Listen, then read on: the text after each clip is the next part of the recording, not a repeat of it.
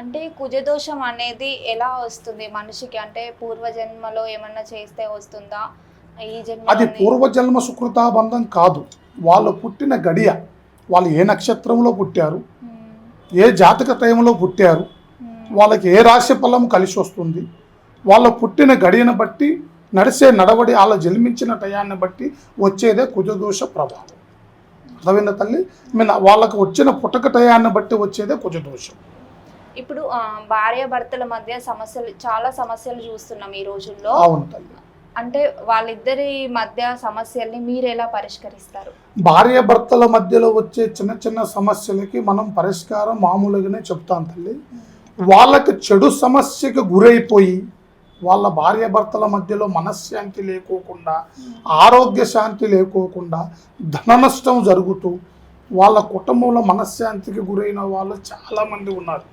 ఇట్లా భార్యాభర్తలు ఇట్లా చికాకులు పెట్టుకొని తెగిపోయేదాకా వచ్చిన వాళ్ళు కూడా చాలామంది ఉన్నారు. అలాంటి వాళ్ళకి ఏ విధమైన సమస్యలో కూరుకుపోయి ఉన్నారు, వాళ్ళకి ఏ నష్టం జరుగుతుంది, అసలు భార్యాభర్తల మధ్యలో ఎందుకు సమస్య జరుగుతుందో వాళ్ళని మేము పరిశీలించాలి. వాళ్ళు ఎంతవరకు ఇబ్బందికి గురవ్వారనేది మనం తెలుసుకోవాలి.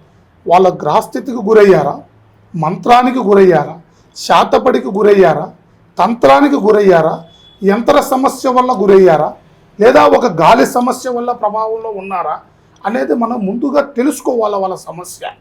వాళ్ళ సమస్యను తెలుసుకొని వాళ్ళకి ఎలాంటి ఇబ్బంది లేకోకుండా, ఆ భార్యాభర్తల వల్ల బాధలు పడే వాళ్ళు ప్రతి ఒక్కరూ ఎవరైతే ఉన్నారో మమ్మల్ని సంప్రదిస్తే ఆ సమస్య తెగేదాకా మేము చేయకుండా, భార్య మాట భర్త వినేటట్టుగా, భర్త మాట భార్య వినేటట్టుగా, వీళ్ళ అన్యోన్యత అనుకూలతగా ఉండేటట్టుగా మనం వాళ్ళని అనుకూలత దిశలో నడిపించి వాళ్ళకి మనశ్శాంతి, గృహశాంతి, ధనశాంతి కలిగేటట్టుగా అనుకున్న అన్ని విధాలుగా అనుకూలమైన పరిస్థితులలో చేసి వాళ్ళకి కట్టడి చేసి ముడివేసి వాళ్ళని మంత్రబంధంలో పెట్టి వాళ్ళ కుటుంబం బాగుండే విధంగా మేము సరిచేస్తాం తల్లి.